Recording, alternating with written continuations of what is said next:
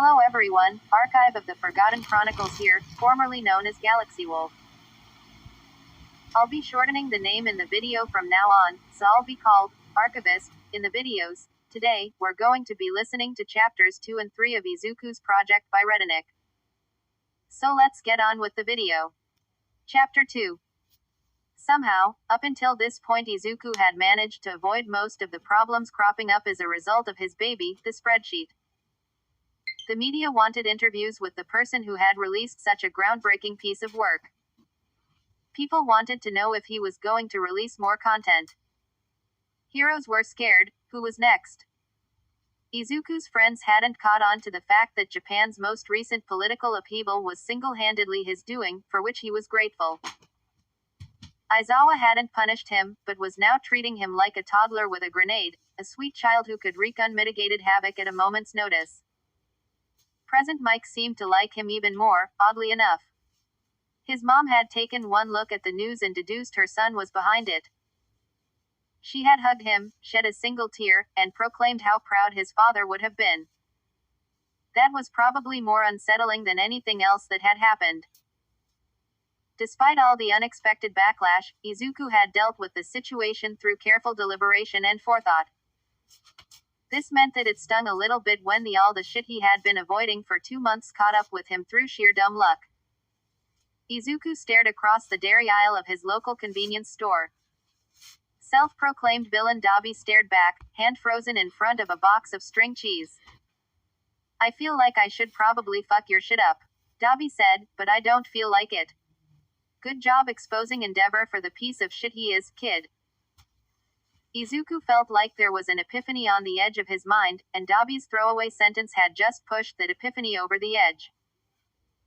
His eye shape and color, the similarity of his voice, his frame, his quirk, his dislike of Endeavor, the box of black hair dye in his basket.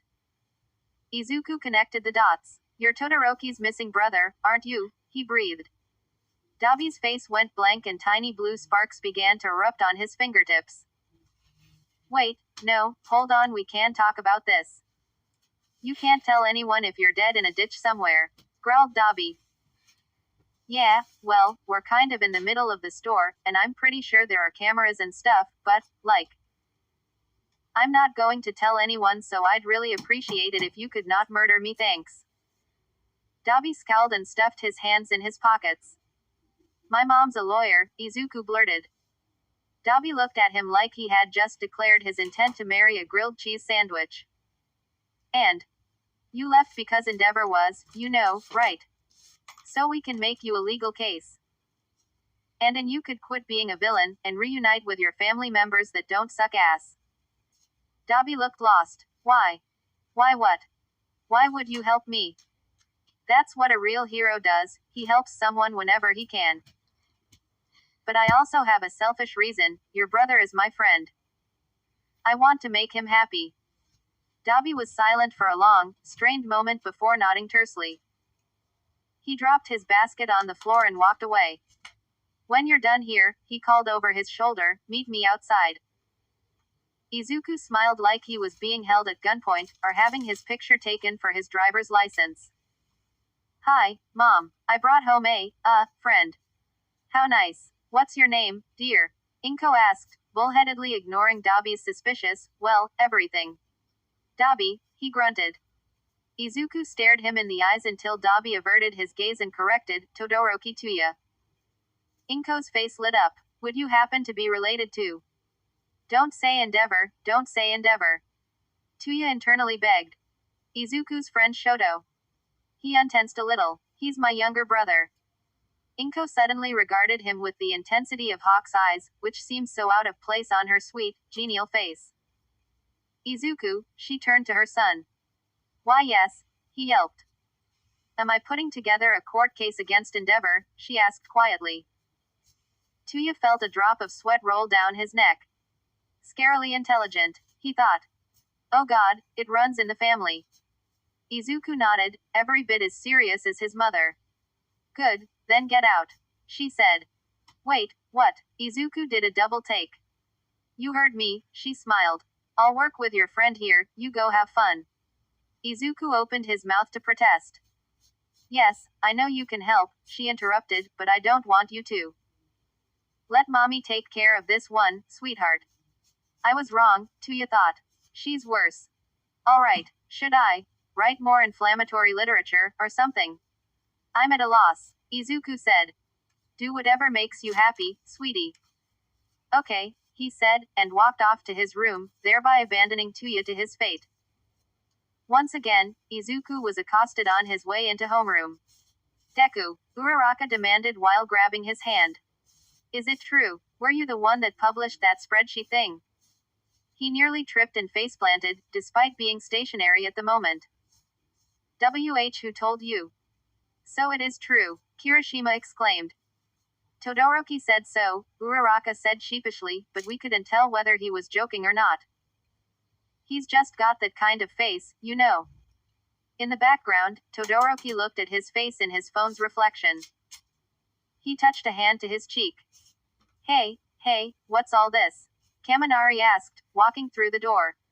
Izuku waved his hands. Nothing. Deku wrote that spreadsheet, Uraraka said. Kaminari tilted his head. Wait, what spreadsheet? The Endeavor one, said Kirishima. Bullshit, Kaminari scoffed. It's true, said Jiro, entering behind Kaminari. I heard it from Present Mike. No way, said Mina from behind everyone. Kaminari jumped and screeched, Gia. How long have you been here, Mina? She smiled proudly. Longer than you.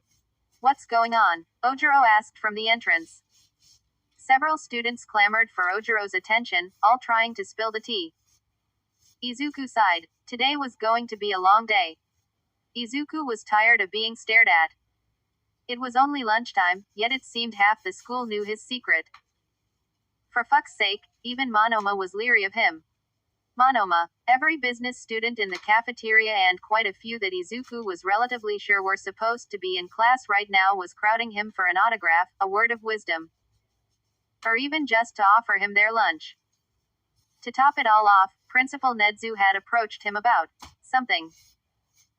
He was very cryptic about the whole thing, but the general vibe that Izuku got from him was that he wanted to teach him. Ever since that conversation, Izuku couldn't help but spot Nedzu trailing him wherever he went on campus and, there he was, hanging from a hole in the cafeteria's ceiling. Oh ho ho, Nedzu said and retracted back into the shadowy recess of the ceiling hole. Izuku was afraid.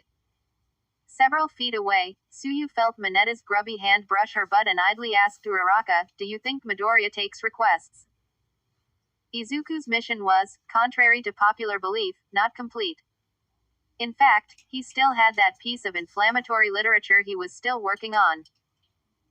It was that which drove him to seek out his teachers rather than hiding from all his fellow students. He started with the management course. Of course, since he had no idea where that particular teacher was, he ventured deep into the heart of enemy territory. Okay, he went to the management dorms and asked the night students. And left as quickly as he could. Considering the hushed whispers of 10 hours, and a lock of hair for the shrine, he managed to run into the management department head and get the personal interview he wanted on. The way out, so he supposed the trip wasn't a complete waste.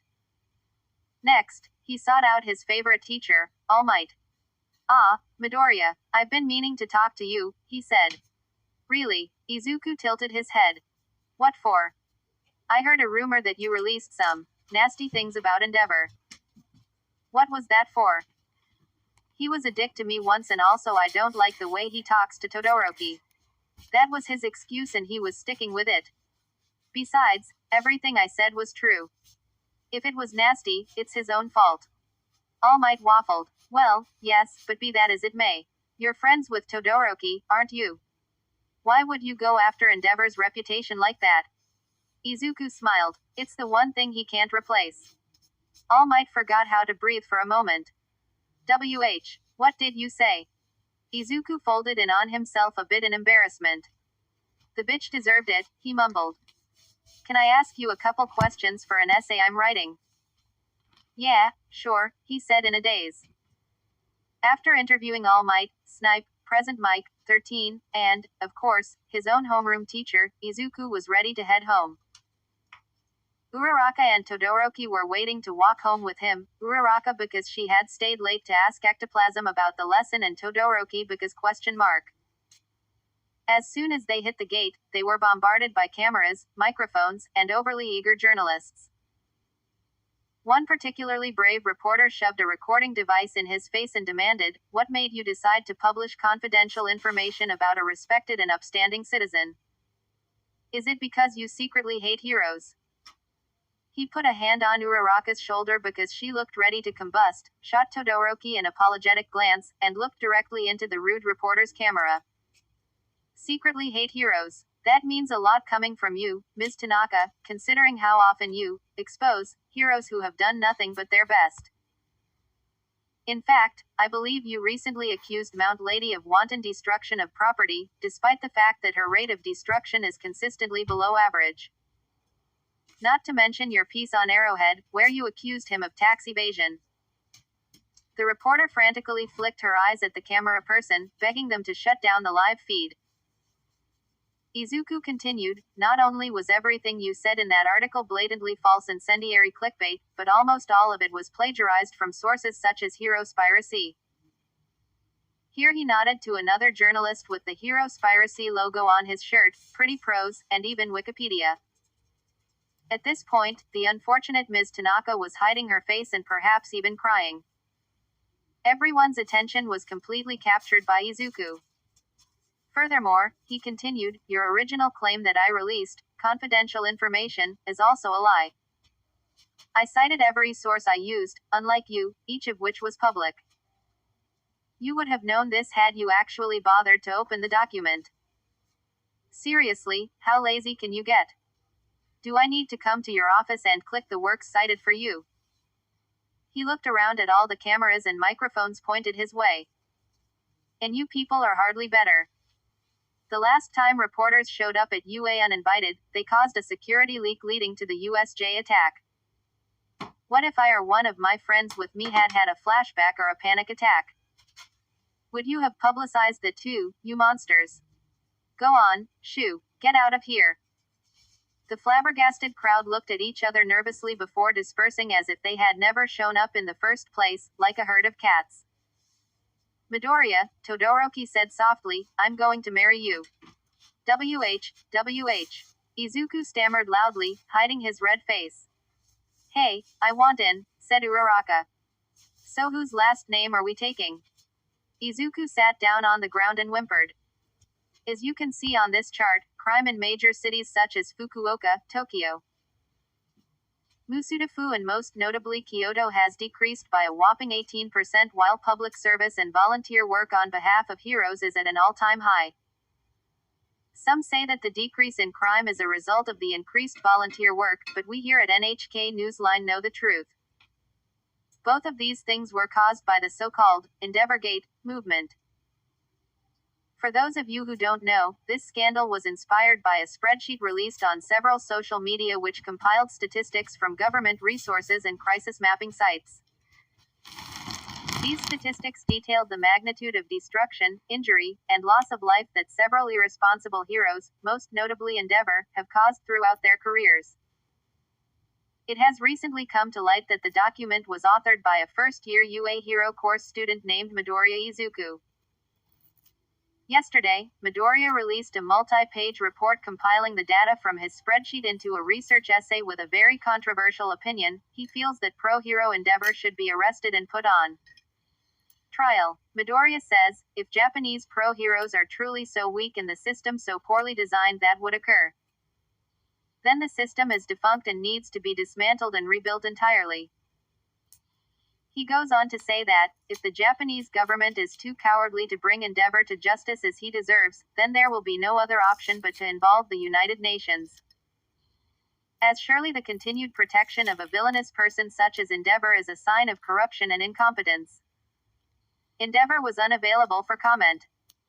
Damn, kid, Tuya spoke over the news report on the TV, you sure are something else. For a cinnamon roll, you're pretty terrifying, you know that. Izuku buried his red face in Shoto's shoulder and sunk into the couch as if it could obscure him completely if he tried hard enough. At least give Mom some of the credit, Izuku whined, though it was muffled. She's the one who got you a trial. And I got off with just 6 months of house arrest, at that. I swear, you're half demon and you get it from your mother. As if she was summoned, Inko entered the living room with a handful of mail. Speak of the devil, Tuya joked to himself. Izuku, sweetie, you've got more of those villain letters, she said, dumping the mail on her son. He extricated himself from his new boyfriend to examine them. Her hands fluttered nervously. I'm pretty sure most of these people shouldn't know where we live, she said. Should I take legal action? The occupants of the room shivered in tandem. No thanks, Mom, Izuku said quickly. I've got it covered. Inko smiled and the Todoroki siblings both breathed a sigh of relief. I'll be in the yard if you need me, she said as they waved to her. Anything interesting? Shoto looked over Izuku's shoulder. No, just the same as usual. A couple of recruitment offers, he set these aside to hand to the police, and the rest just say something along the lines of, we've stopped doing crime, honest. So if you could please not ruin our lives we would be grateful. I don't think any of these are going to seem interesting after the note from Shigaraki. Tuya sat up sharply. That jackass sent you a letter. Yeah, it was just a smiley face, Shoto said. Tuya slouched back into his chair. God, that's creepy. Mom's on it already, Izuku said with eyes of fire and a smile that would put Aizawa's to shame. You were right, Shoto whispered. He's definitely half demon.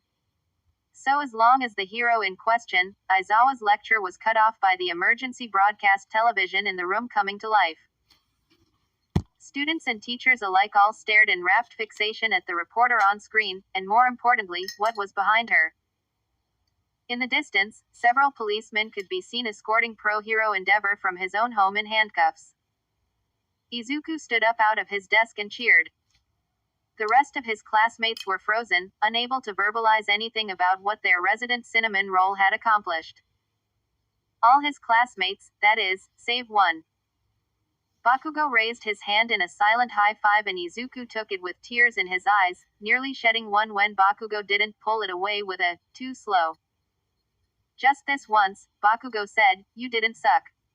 Izuku let out a high-pitched, gleeful whine. That's the nicest thing Kachan has ever said to me, he warbled. Aizawa abandoned his lecture in favor of crawling into his bright yellow sleeping bag. He stuck an arm out of his puffy cocoon and swiped it across his desk, knocking stacks of paper, various pens, and several paperweights onto the floor. He climbed on top of his desk and lay face down on it.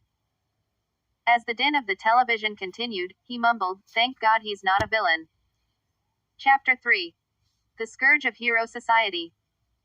With the development of the Endeavor Gate movement rapidly sweeping across the nation and even expanding beyond Japan's borders, one cannot help but to contemplate just how the current pro-hero industry managed to produce heroes so lackadaisical and unsympathetic in regards to the damages they cause to their inanimate and human surroundings. It is common knowledge that several European countries such as Germany and the United Kingdom harshly punish their pro-heroes for destruction, injury and distress caused by indifference to their surroundings.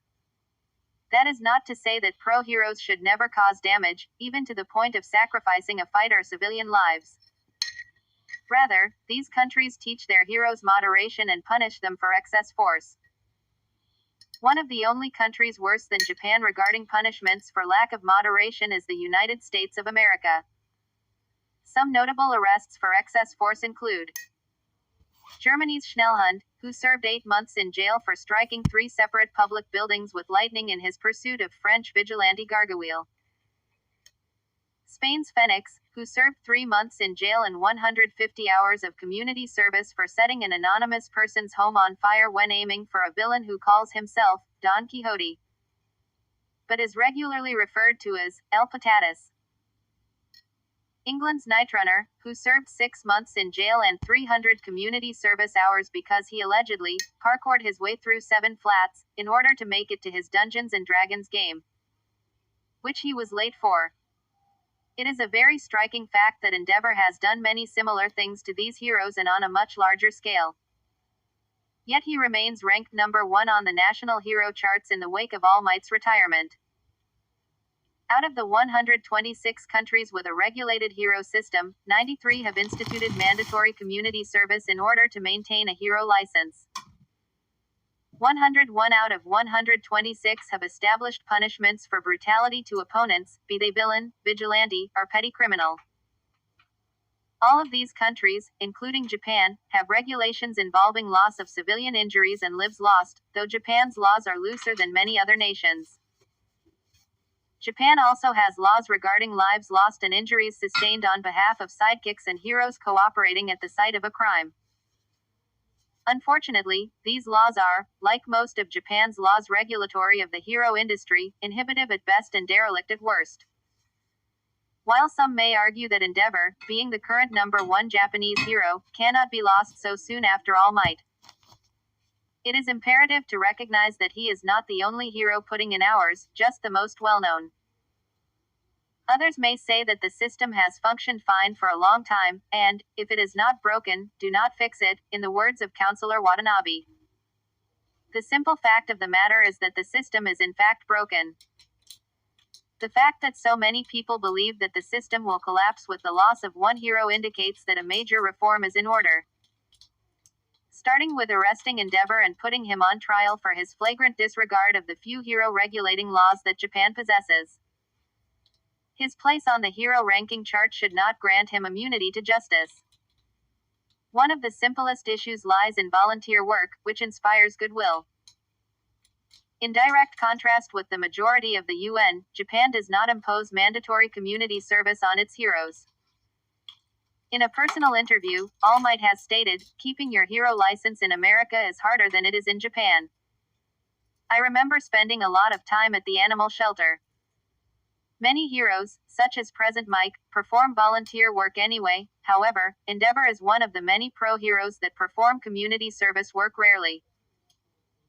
In Kotaro Homura's controversial article Vilification or Volunteer Work, Kotaro states that Endeavor's community service almost always coincides with a scandal. Another objectionable facet of Japanese hero society embodied and perpetrated by Endeavor is the sheer level of property damage the man generates. As stated earlier, Spanish pro-hero Phoenix served 3 months of jail time and 150 hours of community service for setting one private residence on fire. This is a very stark contrast to Endeavor's record. In 27 years of being a pro-hero, he has set fire to 43 private residences, 218 public buildings, and destroyed or caused severe damage to an additional 114 structures. Because of the way the current laws are set up, he has paid for none of this. Instead, the repairs are paid for by the government, according to Mishima Ryuhei, the head of UA's business department. Average citizens should not have to pay excess taxes just because heroes like Endeavor cannot control themselves. Additionally, since he doesn't pay for any of the damages he causes, he most likely has a very diminished sense of worth of property, if any at all. This only ensures that he will continue to treat others' property recklessly. In a personal interview, pro-hero Snipe had this to say. "Yeah, I don't know how it is in other parts of the world, but in America, they've got the same kind of laws. But instead of just paying the extra taxes like we do here, the public gets real mad. Why, in Texas, I saw one poor hero running from an angry mob because he flooded a major intersection." Endeavor's rampant destruction of property is an issue not only for obvious reasons, but also because destroying buildings can put civilians at risk of injury or death, can put residents of a building out of a home, can destroy their place of work and therefore their means of income, and can even put intense financial stress upon low-income citizens whose insurance does not completely cover rebuilding and medical bills. Sasagawa Hanako had this to say in a personal interview. "I used to live in a pretty poor area. I was a college student, so I couldn't afford a better place. It had a lot of villain activity, and most heroes never came close unless they were chasing someone. That Endeavor set my apartment complex on fire. No one was killed, and we all got out fine except for some minor burns, but my wife and I lost our scrapbooks, which we had been making together since middle school. We were devastated. Also, I'm pretty sure my cat has asthma now. From the smoke inhalation, you see. Another shameful aspect of Endeavor's career indicative of Japanese hero society as a whole is his brutality. It is a well-known phenomenon that a large percentage of petty criminals will turn themselves in without a fight once a hero shows up on the scene. It is because of this that areas with more visible hero patrols usually have lower crime rates, even if the heroes doing the patrolling in question do not actually arrest anyone.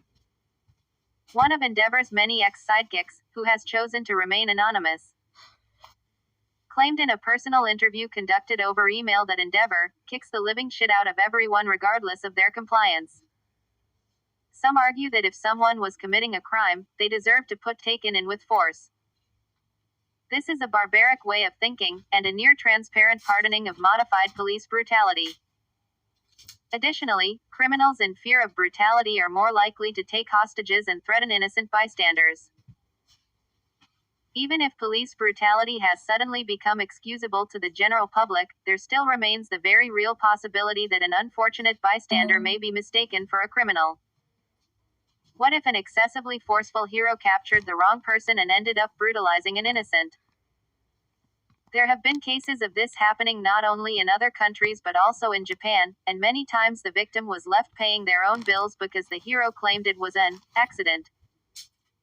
This makes it not only easy for the hero to avoid paying hospital bills, but also more difficult for the victim to get the proper insurance payments.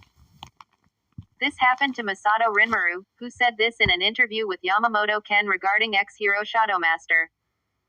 It was so awful. I kept insisting, it wasn't me, please, I didn't do it, but he wouldn't listen. I spent 2 weeks in the hospital and I had to pay for it all. I tried to tell anyone that would listen, but he had a really good PR team and, well, no one wanted to listen to me until he got busted for the stuff he did within China. I still have nightmares about it. Another topic that is necessary to examine in the pursuit of justice is the topic of injuries and casualties. Many are reluctant to discuss this, but it needs to be talked about. Obviously no hero can save everyone, but as a hero as well as a decent human being, it is one's duty to try one's hardest. Time and again, Endeavor has shown disregard for those around him during combat. Several of his sidekicks and additional heroes responding as backup have sustained avoidable injuries while serving with him. 2 rookie sidekicks have died when Endeavor was on the scene, and while it is discourteous and unnecessarily vile to lay the blame for this solely at Endeavor's feet, it is inarguable that he was not as cautious as he should have been. Civilians are in even more danger than those participating in a fight in this regard. Heroes and sidekicks are trained professionals, whereas civilians are not. An estimated 400 civilians have perished in conflicts involving Endeavor, and while in 27 years of service some casualties are to be expected, a number this high is simply unacceptable. Endeavor also places his co-workers in harm's way. He has burned several co-workers unintentionally because they were, in his way, and should have dodged faster.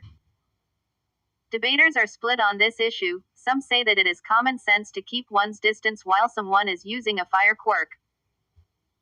These people believe that anyone who gets burned by Endeavor because they were in the wrong place at the wrong time during a fight have only themselves to blame. These people have clearly never attended a hero school. Children aspiring to be heroes learn basic situational awareness during their first semester. The fact that Endeavor's quirk is destructive and often an area of effect type is irrelevant. All Might punched a potential child murderer so hard that he changed the weather. Yet he still managed to not only not harm those around him but also actively work to keep his co-workers safe, as a real hero should. Mochida Shiori, a reporter for Hero Spiracy, claims that with All Might retired, criminal activity has the potential to hit an all-time high and that the only thing stopping these potential criminals is Endeavor, a necessary evil, as Mochida refers to him. If Japanese pro-heroes are truly so weak and the system so poorly designed that this would occur, then the system is defunct and needs to be dismantled and rebuilt entirely. If the number one hero protecting the populace is actually a villain on the side of the law, then something is undeniably wrong. It is not an opinion but a fact that Endeavor has done many things that would be considered unacceptable and even heinous by the standards of other countries. He has gotten away with these things simply because he is the ideal product of the Japanese hero industry. Just because the things he's done are legal do not make them morally or ethically right. Hero society in this nation needs to be fixed, starting with its figurehead, Endeavor. If the Japanese government is too cowardly to bring Endeavor to justice as he deserves, then there will be no other option but to involve the United Nations. As surely the continued protection of a villainous person such as Endeavor is a sign of corruption and incompetence. Martial law under the rule of the United Nations is preferable to the continuation of this current blatant corruption and savagery. Works cited. Abarai, Kazuko, The Crime of Necessity, Hero Law, Volume 7, No. 5, Esser. 4, the 2nd of December 2017, page 14. 4. Fujimoto, Shinzu, Councillor Watanabe's View on Hero Regulation. Kyoto Weekly, the 15th of October 2018, page A4. Goldberg, Maya, Why You Shouldn't Be a Loose Cannon. Hero Dict, the 30th of May 2014. Jones, M., Modern American Heroes. Hero Dict, the 24th of August 2016. Kotaru, Homura, Vilification or Volunteer Work. Hero Law, Volume 6, No. 1, Esser. 4, the 4th of April 2017, pp 21-22. 4. Midoriya, Izuku, American Hero Licensing Requirements. The 20th of August 2019. Midoriya, Izuku, Taxpayers in the American Hero Industry. The 20th of August 2019. Midoriya, Izuku, Taxpayers in the Japanese Hero Industry. The 20th of August 2019. Midoriya, Izuku, Sasagawa's Encounter with Endeavor. The 19th of August 2019. Midoriya, Izuku, Endeavor's Anonymous Sidekick. The 19th of August 2019. Mochida, Shiori, Endeavor is a necessary evil, here's why. Hero Spiracy, the 7th of May 2019. Restraint Laws, UN Peacemaker. United Nations, 2019. Yamamoto, Ken, The Truth About Shadowmaster. The Truth About Shadowmaster, Tokyo, the 14th of June 2011. Notes. Alright, that was Izuku's project by redanick. So that was the last part for this story. Hope everyone has a good day. Signing off.